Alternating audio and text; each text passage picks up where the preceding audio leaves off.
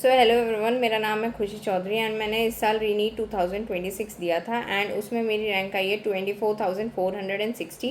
And आज इस video में मैं बताने वाली हूँ कि हमें कौन कौन सी टेस्ट सीरीज़ लेनी चाहिए जब हम नीट की तैयारी कर रहे हैं और कौन सी ऐसी मिस्टेक्स हैं जो हमें नहीं करनी चाहिए while purchasing any test series. और मतलब बहुत सारे टेस्ट सीरीज़ होती हैं मार्केट में, तो उसमें से द बेस्ट कौन सी रहेगी वो मैं आज आपको बताने वाली हूँ। तो लेट्स स्टार्ट द वीडियो।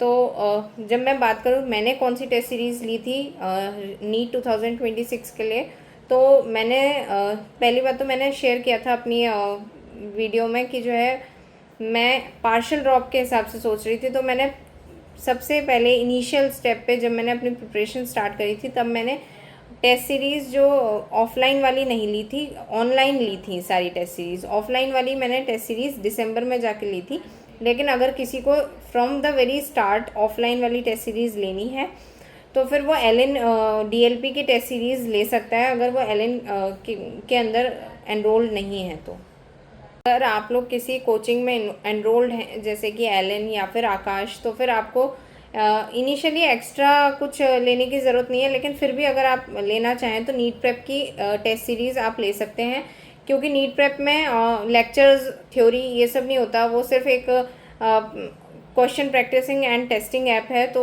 उसकी हम टेस्ट सीरीज़ ले सकते हैं एज एन इंडिविजुअल प्लेटफॉर्म पे चेक करना चाहें। अगर मतलब जैसे क्या होता है कोचिंग में हम वही सेम मटेरियल पढ़ रहे हैं एंड सेम टीचर्स पेपर बना रहे हैं, लेकिन नीट प्रेप में क्या होगा, हम वहाँ से पढ़ नहीं रहे लेकिन एक इंडिविजुअल प्लेटफॉर्म से पेपर आ रहा है बन के। तो हम अगर अपने आप को चेक करना चाहें कि उस पेपर में हम कितना अच्छा स्कोर कर सकते हैं, हमारा क्या लेवल है, तो हम उसके लिए नीट प्रेप की टेस्ट सीरीज़ ले सकते हैं। तो मैं अगर अपनी बात करूँ तो मैंने सबसे पहले अगर कोई टेस्ट सीरीज़ ली थी तो वो नीट प्रेप की ली थी। असेंड टेस्ट सीरीज़ ली थी मैंने नीट प्रेप की, ऑनलाइन फॉर्मेट में ही ली थी। उसमें क्या था, हम ऑनलाइन मतलब पेपर आ जाएगा, हम डाउनलोड कर सकते हैं एंड हम OMR लेके OMR फिल कर सकते हैं। फिर जब हमें चेक करना है तो हमने जो OMR फिल करी है वही OMR के आंसर्स हम डिजिटल OMR फॉर्मेट में फिल कर सकते हैं एंड हमारे जो आंसर्स हैं वो चेक होके हमारे पास मार्क्स आ जाएंगे। फिर कुछ दिनों बाद रैंक भी आ जाएगी, एक दिन बाद रैंक आ जाती है उसमें। तो ये तो था नीट प्रेप की टेस्ट सीरीज़ जो मैंने ली थी असेंड वाली। और फिर मैंने दिसंबर के अराउंड LN DLP भी लिया था। LN DLP बेसिकली मैंने जो लिए थे वो मेजर्स लिए थे और दिसंबर से ही ले लिए थे। जो फर्स्ट टेस्ट था उसका जनवरी में था, आई रिमेंबर 18 जनवरी को फर्स्ट टेस्ट था।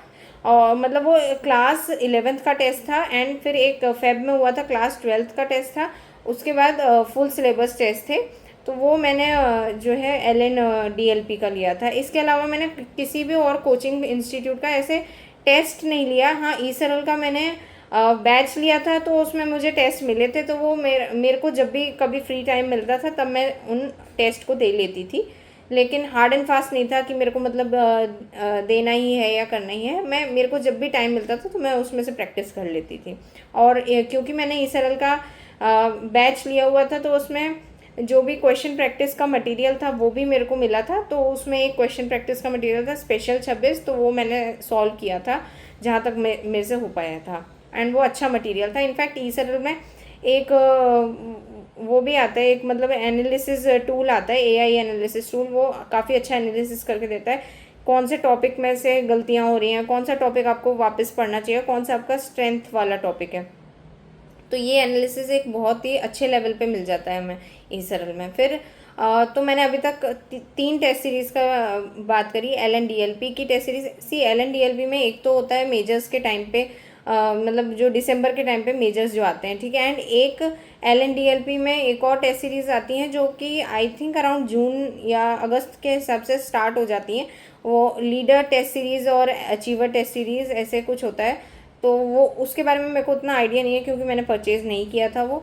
और फिर इसके बाद नीट प्रेप की टेस्ट सीरीज़ तो अब मतलब बिल्कुल जून जुलाई से ही स्टार्ट हो जाती हैं।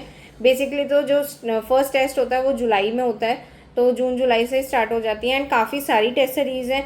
हर किसी का अपना अपना बेनिफिट है। जैसे कि मतलब मैंने जब लिया था उस टाइम पे वाइटल, असेंड और फिर बाद में भी आई थी 2-3 टेस्ट सीरीज़। तो मेरे टाइम पे जब मैंने लिया था उस टाइम वाइटल और असेंड ही थी जो ड्रॉपर्स के लिए थी। वाइटल वाली जो थी वो थोड़ी मतलब जल्दी जल्दी हो रहे थे उसमें टेस्ट, एंड मेरे को उस टाइम चाहिए था कि नहीं मेरे को आराम से देने हैं थोड़े टेस्ट, क्योंकि एक तो उस टाइम नीट 2025 हुआ ही था, एंड उसके बाद फिर रिज़ल्ट आया था। तो जब रिज़ल्ट आया था तो वैसे भी मेंटली इंसान उतना प्रिपेयर नहीं था कि ड्रॉप लेना है, वैसे भी मैंने पार्शियल ड्रॉप के अकॉर्डिंग सोचा था। तो मेरे को थोड़ा चाहिए था कि मैं थोड़ा गैप पे टेस्ट दूँ, तो उसके लिए ना असेंड सबसे बेस्ट लगा मेरे को। तो इसलिए मैंने असेंड में एनरोल किया। बाकी जिसको वाइटल अच्छा लग रहा है तो वो वाइटल में भी एनरोल कर सकता है। और नीट प्रेप के टेस्ट के लेवल की मैं बात करूँ तो बहुत ही अच्छा लेवल आया, पूरे साल भर बहुत अच्छा लेवल आया। इनफैक्ट मैं अपने मार्क्स भी शो करूँगी कि मेरे मार्क्स कितने आ रहे थे हर टाइप की टेस्ट सीरीज़ में, चाहे वो एल के टेस्ट हों या नीट प्रेप के टेस्ट हों, मेरे कितने मार्क्स आ रहे थे मैं ये शो करूँगी। और उससे ये भी अंदाज़ा लगता है कि टेस्ट का लेवल काफ़ी अच्छा था। इनफैक्ट नीट प्रेप में तो मतलब बहुत ही अच्छा था। इनिशियली जब मैंने टेस्ट देने शुरू किए थे ना, तो मुझे लगता था यार मेरे से क्वेश्चन नहीं बन रहे, बट एक्चुअली में ना उसमें हिडन चीज़ें होती हैं। लाइक आप सोचते हो आपसे क्वेश्चन नहीं बन रहे, पर आप गलत जगह टारगेट कर रहे हो। लाइक पहले आपको इस चीज़ में टारगेट करना है कि आप क्वेश्चन छोड़ पा रहे हो कि नहीं, जो आपसे नहीं हो रहा है आप उसे एक्सेप्ट कर रहे हो कि नहीं, कि आपसे नहीं हो रहा वो क्वेश्चन, एंड आप उसे छोड़ो। ज़बरदस्ती उसमें ईगो पे लेके और उस पर करते रहने से कोई फ़ायदा नहीं मिलेगा, लास्टली मार्क्स नहीं आएंगे फिर उस स्ट्रैटेजी से। बल्कि इस स्ट्रैटेजी से मार्क्स आएंगे अगर हम ये देखेंगे, हम एक्सेप्ट करेंगे हाँ ये हमसे नहीं हो रहा है अभी, हम आफ्टर द टेस्ट इसकी अप्रोच सीखेंगे कि इस क्वेश्चन को कैसे अप्रोच करना है। तो और इसके अलावा नीट प्रेप के मैंने एक वो HYTS सीरीज़ आती है, मतलब होम टेस्ट सीरीज़ आती है, उसमें क्या है 20 क्वेश्चन पेपर्स घर पे ही आ जाते हैं। ये आई थिंक दिसंबर के अराउंड लॉन्च होती है इसका नया वर्जन। तो वो मैंने लिया था, एंड वो काफ़ी हेल्पफुल था। उसमें लेवल 1 और लेवल 2 के टेस्ट होते हैं, एंड जिसने टारगेट बैच या वो HYTS होम टेस्ट सीरीज़ ली है वो तो उसका OMR जैसे हमने फिल किया ऑफलाइन में एंड ऑनलाइन में हम अपलोड कर सकते हैं, एंड वो चेक करके दे देगा, हमें मार्क्स पता चल जाएगा। और अभी जो एक न्यूज़ आ रही है that is NEET 2027 CBT based भी हो सकता है। तो एक्चुअली में इसके लिए अभी कंफर्म नहीं है कि CBT होगा या OMR बेस्ड होगा। तो मुझे लगता है दोनों तरीके से प्रैक्टिस करनी चाहिए, क्योंकि कभी ना कभी तो अभी ये कंफर्म कर ही देंगे ये अक्टूबर नवंबर के आसपास।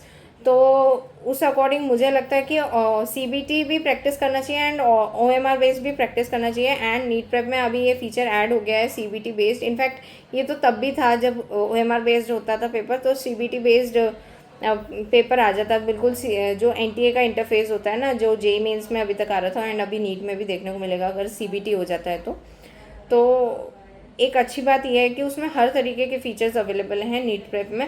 तो काफ़ी एडेप्टेबल है मैं बोलूँगी, मतलब इंसान इजीली एडेप्ट कर सकता है उस प्लेटफॉर्म से, एंड बहुत ही फैसिनेटिंग भी है। तो वो एक अच्छी बात लगी मेरे को नीट प्रेप की। फिर इसके बाद LNDLP की मैं बात करूँ, मैंने मेजर्स लिए थे, काफ़ी अच्छा लेवल था, एंड बिल्कुल मेरे को जो फील हुआ ना नीट 2025 जैसा लेवल था। उसमें फिज़िक्स लेंदी आती थी, बायोलॉजी भी लेंदी आती थी, and chemistry moderate lengthy side आती थी। तो मतलब काफ़ी टाइम लगा था मेरे को अपने मार्क्स को इंक्रीज़ करने में LNDLP में भी। तो LN के स्टार्टिंग से भी आप ले सकते हो, लीडर्स एंड अचीवर्स, उसमें भी पेपर का लेवल अच्छा आ जाएगा। एंड अगर आप एसोसिएटेड हो ऑलरेडी LN के क्लासरूम को कॉन्टैक्ट प्रोग्राम में एनरोल्ड हो, तो फिर तो आपको टेस्ट मिल ही जाएंगे, फिर आपको एनरोल करने की ज़रूरत नहीं है DLP में। और जो मिस्टेक अगर मैं बात करूँ कि मैंने करी थी नीट 2025 के टाइम पे, वो मिस्टेक थी कि मैंने काफ़ी सारे कोचिंग्स में या कोचिंग की टेस्ट सीरीज़ में एनरोल कर लिया था। लाइक मैंने आकाश में भी एनरोल किया था, तो मेरे को आकाश की टेस्ट सीरीज़ में मिल रही थी। फिर आकाश में मेरा एम बैच में सिलेक्शन भी हो गया था, तो मेरे को उसकी टेस्ट सीरीज़ मतलब उसमें क्या और थोड़ा फ्रीक्वेंट टेस्ट होते हैं तो वो भी मिल रहे थे, और आकाश में टेस्ट होते भी ज़्यादा हैं। लाइक CFTs, FSTs, FTS, ऐसे बहुत सारी टेस्ट सीरीज़ होती हैं आकाश में। और मतलब फिर एम बैच मिल जाता है तो उसमें और फ्रीक्वेंट टेस्ट होता है। और फिर मैंने इसके अलावा फिर मैंने ESRL का बैच ज्वाइन किया था, तो मैं उसके भी टेस्ट काफ़ी फ्रीक्वेंट दे रही थी, तो मेरे को वहाँ पे भी प्रेशर फील हो रहा था। फिर मैंने LN की ऑनलाइन टेस्ट सीरीज़ भी ले ली थी। फिर उसमें मतलब फिर क्या होता था, मतलब संडे को अगर आकाश में भी टेस्ट है तो LN की ऑनलाइन टेस्ट भी है, तो मेरे को एक दिन में 2 टेस्ट देना पड़ रहा था। तो हर किसी के लिए सूटेबल नहीं होता 2 टेस्ट देना, कुछ लोग दे लेते हैं, हर कोई नहीं दे पाता। तो मेरे लिए नहीं था वो सूटेबल, बट मैंने फिर भी लिया था, तो उससे और बर्डन पड़ रहा था एंड फिर रिवीजन के टाइम नहीं मिल रहा था। फिर उसके बाद मैंने फिर टुवर्ड्स द एंड मतलब जब नीट 2025 आने वाला था तब भी मैंने वो ले लिए थे HYTS home test series NEET prep की। तब तक मैंने नीट प्रेप का कोई भी बैच परचेज नहीं किया था 2025 में, मैंने 26 के लिए बैच परचेज किया था। तो मतलब 2025 वाले नीट के लिए जब मैंने प्रिपेयर किया तो मेरे पास टेस्ट सीरीज के अराउंड प्रेशर बहुत ज़्यादा हो गया था, जिसकी वजह से प्रॉपर सिलेबस रिवाइज नहीं हो पा रहा था। एंड फिर दोनों टेस्ट के सिलेबस भी कॉन्फ्लिक्ट कर रहे थे। लाइक अगर संडे में ही 2 टेस्ट हैं तो उनके अलग अलग सिलेबस आ रहे होंगे, तो फिर वो भी एक प्रॉब्लम थी मेरे लिए कि फिर एक स्पेसिफाइड सिलेबस रिवाइज नहीं हो पाता। लाइक टेस्ट का एक मेन मोटिव ये भी होता है जब तक हम पार्ट सिलेबस टेस्ट देते हैं, ताकि हम टेस्ट को रिवाइज मतलब टेस्ट के सिलेबस को बार बार रिवाइज कर सकें, तो वो भी प्रॉपर तरीके से नहीं हो पा रहा था। तो इस वजह से मैं बोलूँगी कि मैक्सिमम 2 टेस्ट सीरीज रखो, इससे ज़्यादा मत रखो। अगर किसी कोचिंग में एनरोल हो तो उसकी टेस्ट सीरीज एंड इसके अलावा कोई एक टेस्ट सीरीज ले सकते हो, लेकिन अगर कोचिंग में एनरोल नहीं हो तब भी 2 ही टेस्ट सीरीज लो, उससे ज़्यादा मत लो टेस्ट सीरीज, क्योंकि फिर टेस्ट सीरीज का जो मेन मोटिव होगा लाइक एनालिसिस, वो सब नहीं हो पाएगा इतना ज़्यादा प्रेशर में। हर कोई 2 टेस्ट पर डे हैंडल नहीं कर पाता, और वो अगर कोई करता भी है ना तो लास्ट में करता है, मतलब जब आने वाला होता है नहीं, और वो भी फुल सिलेबस टेस्ट का करता है। तो अब मैं आपको अपने मार्क्स दिखाऊंगी, जो भी मतलब मेरे मार्क्स आए कोचिंग के टेस्ट में, चाहे वो एलन का हो या नीट प्रेप का। तो मैं फर्स्ट एलन से शुरू करूँगी। सो ये मेरे एलन के टेस्ट के रिजल्ट्स हैं। तो हम देख सकते हैं इसमें मेजर टेस्ट 1 जो हुआ था, मतलब जो आई थिंक 18 जनवरी है, 18 जनवरी को जो हुआ था, उसमें जो मेरी टेस्ट रैंक है एंड जो मेरे मार्क्स हैं 615 मेरे मार्क्स आए थे। ये थोड़ा ईजियर साइड था। एंड जो 12th का जो आया था वो थोड़ा सा टफर साइड गया था, तो उसमें मार्क्स ड्रॉप भी हुए, मेरे 602 आए। फिर उसके बाद जो लाइक जो भी टेस्ट हुए उसमें मेरे मार्क्स थोड़े ड्रॉप में ही रहे, जैसे 539 आए, 511 आए, फिर 608 आए। इसमें ये 1 मार्च का नहीं, 8 मार्च का टेस्ट था, हाँ 8 मार्च का टेस्ट था। एंड फिर इसके बाद 15 मार्च वाले में 542 आए। एंड टेस्ट रैंक आप देख सकते हैं, और लगभग 40,000 में से होती थी ये, कभी कभी 37,000 में से भी होती थी। तो और ये मेरे फिर 22 मार्च के, यहाँ तक मेरा अभी मार्क्स ड्रॉप ही चल रहा था 542 तक। मैं बहुत वरिड थी इस टाइम तक कि मतलब मैं क्या करूँ, कैसे मार्क्स इंप्रूव होंगे। बट मैं कॉन्स्टेंटली अपने जो एनालिसिस कॉपी और जो फैक्ट्स वाली कॉपी मैंने बना रखी थी, मैं उनको डेली रिवाइज करती थी, और मेरी टेस्ट एनालिसिस कॉपी को भी डेली रिवाइज करती थी। तो उस वजह से थोड़ा सा फिर मेरे को जंप मिलना शुरू हुआ था। 584, then 544, then 550, then 537, then 592 and then 626। This was the last major test. And मैं बहुत खुश थी कि फाइनली टफ टेस्ट में भी मेरे 600 के ऊपर आए मार्क्स, क्योंकि जब तक नहीं आते ना आपको सेटिस्फेक्शन नहीं मिलता। लाइक ये लगता रहता है कि मतलब 600 के ऊपर मार्क्स नहीं आ रहे तो पता नहीं सिलेक्शन होगा नहीं होगा। हालांकि ऐसा डाउट नहीं आना चाहिए, पर आता है ऐसा डाउट कि पता नहीं सिलेक्शन होगा नहीं होगा, वहाँ पे कितने मार्क्स आएंगे, कैसा पेपर होगा, तो वो सब नहीं समझ में आता बिल्कुल भी। तो कई बच्चे जिनके मार्क्स अभी कोचिंग के टेस्ट में नहीं आ रहे होंगे, उनको भी ऐसा लगता होगा कि पता नहीं, हाँ तो मार्क्स नहीं आ रहे, पता नहीं सिलेक्शन कैसे होगा। मैं उनको एक ही बात कहना चाहूँगी कि इस जर्नी में ना जो सबसे बड़ी गलती है ना, वो यही है कि आपके मार्क्स क्या आ रहे हैं आप ये देख लेते हो। इसकी वजह ये देखना चाहिए कि हमारी मिस्टेक्स क्या हो रही हैं, हम उनको कैसे इंप्रूव कर सकते हैं, क्या स्ट्रैटेजी में हम चेंज कर सकते हैं। तो मेरे ख्याल से वो देखना ज़्यादा बेहतर होगा।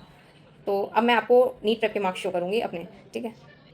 सो बेसिकली ये मेरा परफॉर्मेंस स्नैपशॉट वाला पेज है। मतलब मैंने यहाँ पे टोटल क्वेश्चंस दिखा रहा है 47,114 एंड ये 41,745 मेरे करेक्ट क्वेश्चंस हैं। यहाँ थोड़े से कम है करेक्ट क्वेश्चंस, क्योंकि जब मैंने इनिशियली स्टार्ट किया था सॉल्व करना तो मेरे क्वेश्चंस थोड़े से गलत ज़्यादा जाते थे।